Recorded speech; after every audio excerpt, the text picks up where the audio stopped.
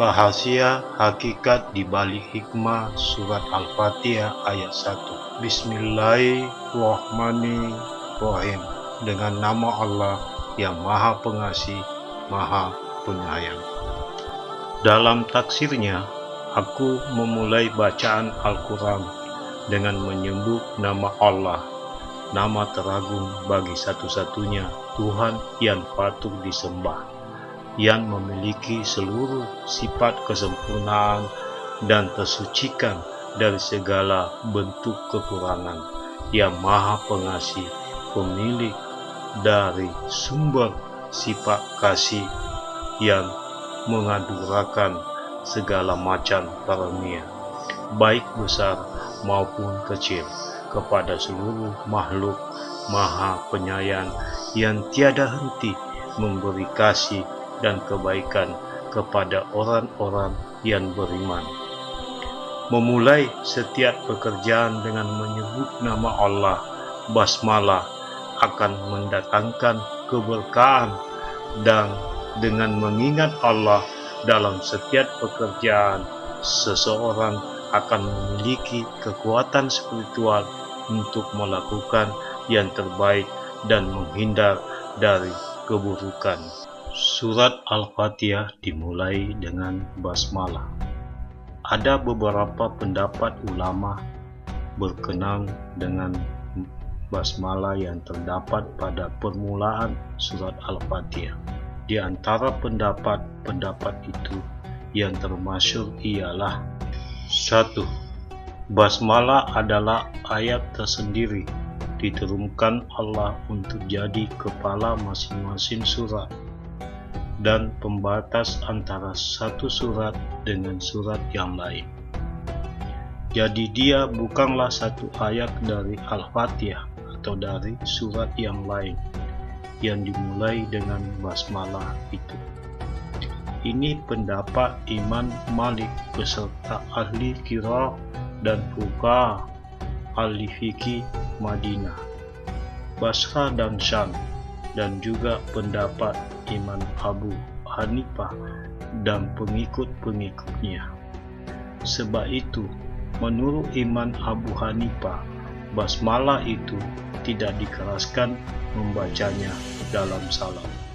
Bahkan Imam Malik tidak membaca basmalah sama sekali. Hadis Nabi Sallallahu Alaihi Wasallam dari Anas bin Malik, dia berkata, saya salat di belakang Nabi Sallallahu Alaihi Wasallam, Abu Bakar, Umar, dan Utsman. Mereka memulai dengan Alhamdulillah Rabbil Alamin, tidak menyebut Bismillahirrahmanirrahim di awal bacaan, dan tidak pula di akhirnya. Riwayat Al-Bukhari dan Muslim. 2. Basmalah adalah salah satu ayat dari Al-Fatihah, dan pada surat An-Nahl ayat 27 sampai 30 yang dimulai dengan basmalah. Ini adalah pendapat Imam Syafi'i beserta ahli qiraah Mekah dan Kufah. Sebab itu menurut mereka basmalah itu dibaca dengan suara keras dalam salat jahar. Dalil-dalil yang menunjukkan hal itu antara lain hadis Nabi Sallallahu Alaihi Wasallam. Dari Ibnu Abbas, ia berkata, Rasulullah Sallallahu Alaihi Wasallam mengeraskan bacaan Bismillahirrahmanirrahim. Riwayat Al-Hakim dalam Al-Mustadrak, dan menurutnya hadis ini sahih.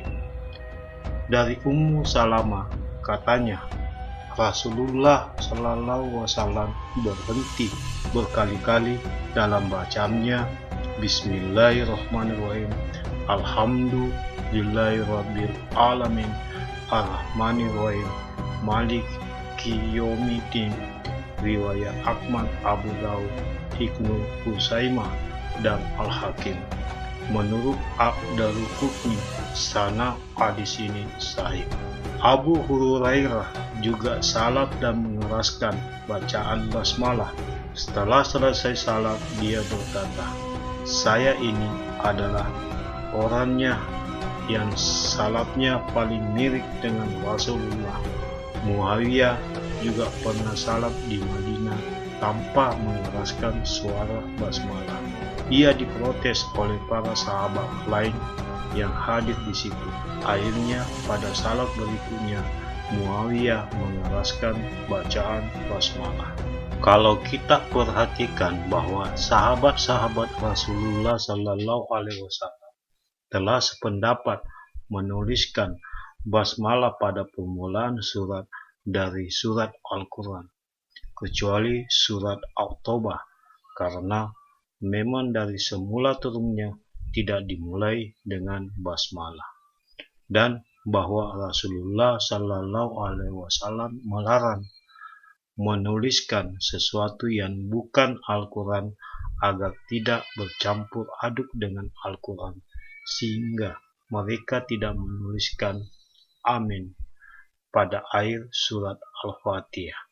Maka basmalah itu adalah salah satu ayat dari Al-Quran. Dengan kata lain, bahwa basmalah yang terdapat di dalam Al-Quran adalah ayat-ayat Al-Quran, lepas dari pendapat apakah satu ayat dari Al-Fatihah atau dari surah lain yang dimulai dengan basmalah atau tidak. Sebagaimana disebutkan di atas, bahwa surat Al-Fatihah itu terdiri dari 7 ayat. Mereka yang berpendapat bahwa basmalah itu tidak termasuk satu ayat dari Al-Fatihah memandang adalah salah satu ayat. Dengan demikian, ayat-ayat Al-Fatihah itu tetap 7.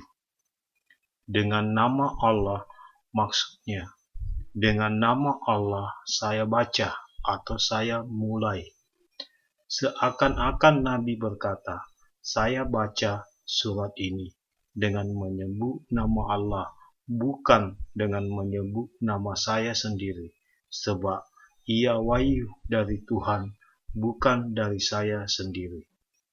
Maka basmalah di sini mengandung arti bahwa Al-Quran itu wahyu dari Allah, bukan karangan Muhammad Sallallahu Alaihi Wasallam, dan Muhammad itu hanyalah seorang pesuruh Allah yang dapat perintah menyampaikan Al-Quran kepada manusia. Makna kata Allah adalah nama bagi zat yang ada dengan sendirinya, wajibul wujud. Kata Allah hanya dipakai oleh bangsa pada Tuhan yang sebenarnya, yang berhak disembah, yang mempunyai sifat-sifat kesempurnaan. Mereka tidak memakai kata itu untuk Tuhan-Tuhan atau dewa-dewa mereka yang lain. Hikmah membaca basmalah. Seorang yang selalu membaca basmalah sebelum melakukan pekerjaan yang penting, berarti ia selalu mengingat Allah pada setiap pekerjaannya. Dengan demikian, ia akan melakukan pekerjaan tersebut dengan selalu memperhatikan norma-norma Allah dan tidak merugikan orang lain. Dampaknya, pekerjaan yang dilakukan akan berbuat sebagai amalan ukrawi. Seorang muslim diperintahkan membaca basmalah pada waktu mengerjakan sesuatu yang baik. Yang demikian itu untuk mengingatkan bahwa sesuatu yang dikerjakan adalah karena perintah Allah atau karena telah diizinkannya, maka karena Allah dia mengerjakan pekerjaan itu, dan kepadanya dia meminta pertolongan agar pekerjaan terlaksana dengan baik dan berhasil. Nabi Sallallahu Alaihi Wasallam bersabda, setiap pekerjaan penting yang tidak dimulai dengan menyebut basmalah adalah buntu kurang berkahnya. Riwayat Abdul Qadir Al-Rawahi. Orang Arab sebelum datang Islam mengerjakan sesuatu dengan menyebut Al-Latha dan Al-Uzza, nama-nama berhala mereka. Sebab itu Allah mengajarkan kepada penganut-penganut agama Islam yang telah mengesahkannya agar mereka mengerjakan sesuatu dengan menyebut nama Allah. Keterangan mengenai surat Al-Fatihah. Surat Al-Fatihah pembukaan yang diturunkan di Mekah dan terdiri dari 7 ayat adalah surat yang pertama-tama diturunkan dengan lengkap di antara surat-surat yang ada dalam Al-Quran dan termasuk golongan surat Makkiyah. Surat ini disebut Al-Fatihah, pembukaan, karena dengan surat inilah dibuka dan dimulainya Al-Quran.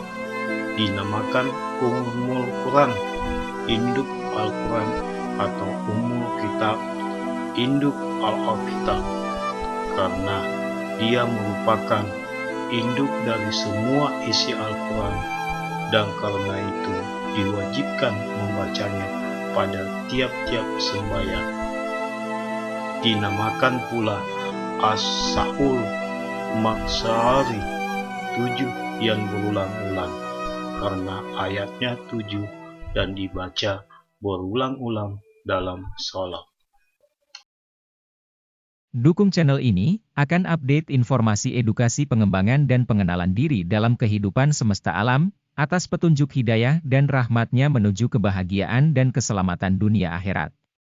Silahkan subscribers, like dan share.